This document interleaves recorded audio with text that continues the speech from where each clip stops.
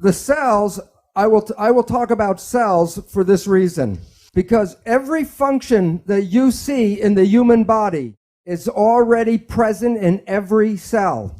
Every cell has a respiratory, a digestive, an excretory system, a nervous system, and even an immune system in every single cell. So it's easier to understand how one cell works than to try to understand how 50 trillion cells work. There are two, in philosophy, there are two beliefs about how life works, and they're very different opposing beliefs. These beliefs come from the time of the ancient Greeks before Christ. And the first belief is from a man called Democritus. He is the man that gave us the word atom. And this is what he said about how life works. That what you see physically is all there is. There's nothing in the empty space.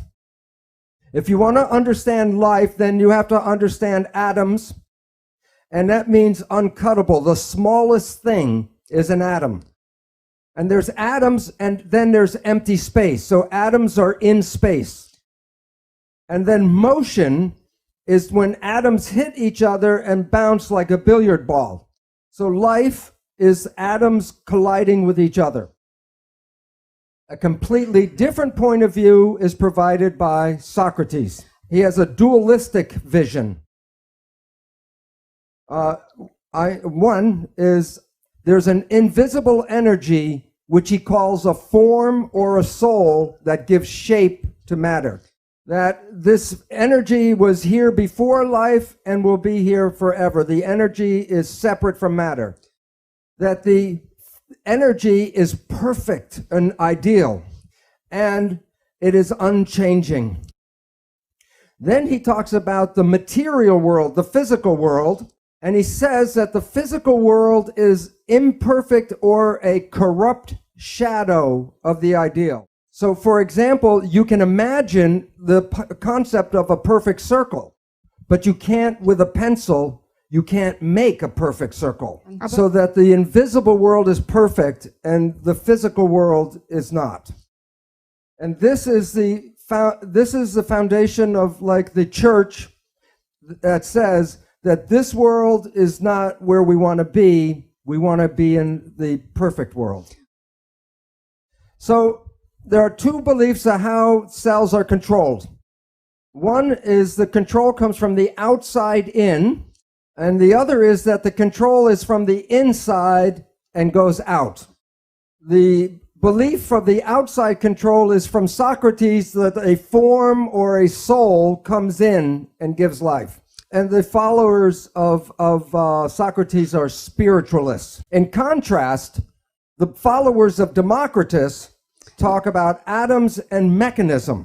And in today's world, religion is the follower of Socrates, and science follows Democritus. Okay.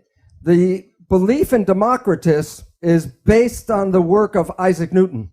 Newton was studying what they believed the space and the stars were like a giant machine, a celestial mechanism.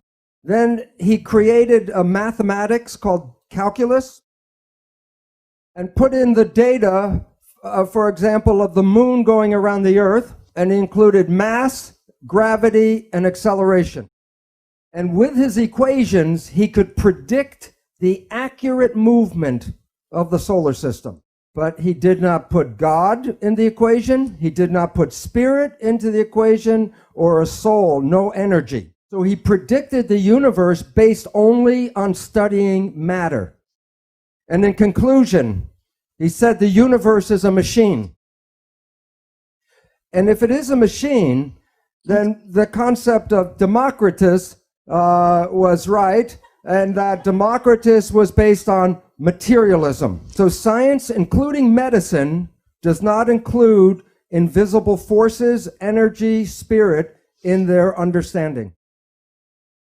And the concept of René Descartes, he talks about a body, and then he said, cogito ergo sum, and he came up with the mind.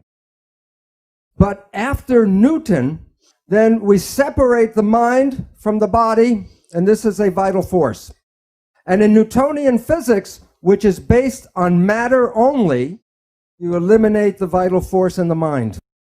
And then medicine only has the body left to study, the physical body. So in the universe, if the universe is a machine, then you can take it apart and study it, and then you will know how the universe works by looking at the pieces. So they look at the human body, and the human body is a machine. So in medicine, they take apart the body, look at the molecules, and then try to determine your health by just looking at the physical molecule. So the mission of modern science is to obtain knowledge that can be used to dominate and control nature, which is a machine. So the important understanding is, where is the control in the human machine?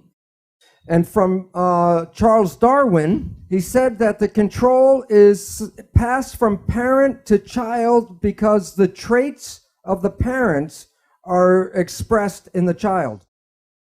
And since they were only looking for physical things, chemicals, they took apart the sperm and the eggs to find which chemicals control life. And 100 years after Charles Darwin, James Watson and Francis Crick told us the story of DNA.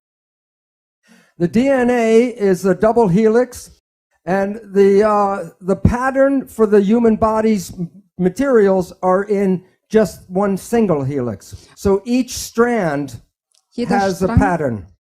The pattern is in what they call bases, and the bases, the letters of the bases are A, T, C, and G, the genetic code. And the sequence of the bases determine the structure of protein. And there are over 150,000 different proteins to make a human body. The proteins provide for the physical structure, and the proteins also provide for your functions. Based on his belief, Francis Crick created what is called the central dogma. It is like the 10 commandments of biology. It says that you are protein, you're the protein, but where do you come from? And the information flows in one direction, from DNA to RNA to protein, which is you. So your fate and your structure is programmed in the DNA. The concept of the central dogma is what I taught in the medical school. And I did not know the meaning of the word dogma until I left the university. And the definition of dogma is a belief based on religious persuasion and not scientific fact. So for 20 years, I was teaching religion in medical school. The other name for central dogma is the primacy of DNA. And primacy means first cause. So anything about your life, the first cause is DNA. DNA controls life. The genes are DNA. So in this image, were you born that way? It reveals our belief that all of your traits, physical, behavioral, emotional, are all programmed in the DNA. When we were teaching this in the school, we call it genetic determinism. Genes control and determine the character of your life. But you didn't pick the genes you came with. You can't change the genes you came with. So you become a victim of your heredity. If cancer is running in your family or heart disease is running in your family, you believe that you will be a victim of the same disease. So science teaches you that the genes are the controlling device, and that makes you powerless. And when people believe they're powerless, they become irresponsible.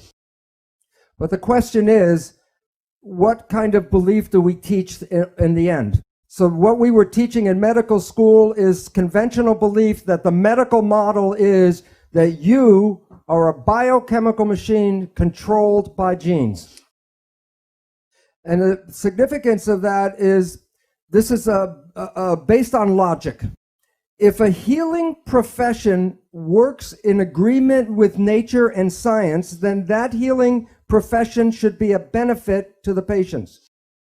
But if a healing profession does not understand science and nature, then it may be a detriment to the patient. The leading causes of death in the United States are as follows. Number 3, cancer, with 553,000 people die every year. Number 2 is cardiovascular disease, with 700,000 people die every year. And the leading cause of death is called iatrogenic illness.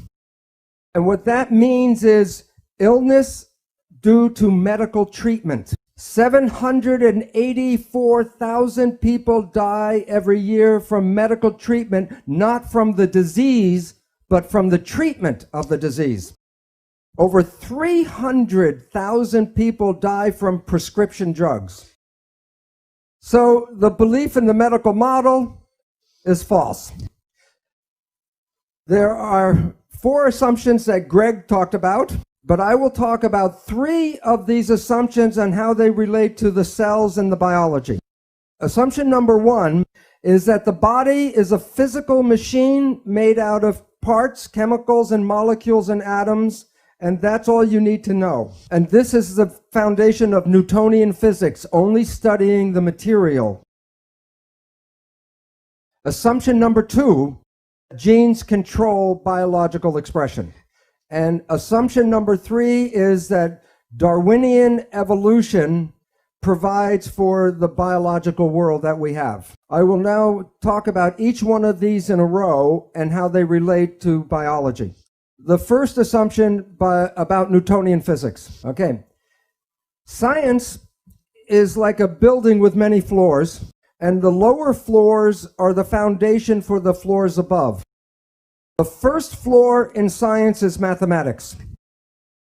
Before Newton could understand the planets and how they move, he had to create differential calculus. From mathematics, then we go to physics. So Newton took us from math to physics. The study of matter leads to the study of chemistry. There are different kinds of chemistry till you get to biological chemistry, biochemistry, which then leads to biology. And then from biology, we go to psychology. There's a law involved here. If a science on a lower floor changes its belief, all the other sciences above must accommodate that. So in physics, the one that we are using in medicine is Newtonian physics. And so we want to understand how the cells work. We must understand mechanisms. And mechanics equals physics. So you can say Newtonian physics, Newtonian mechanics, or quantum physics and quantum mechanics, same thing. So before you can understand how biology works, you must understand mechanisms. That the physics that we talked about, Newtonian physics, said that the universe is a machine made out of matter. But in 1925, quantum physics said, no, the universe is made out of energy. So when we talk about energy, energy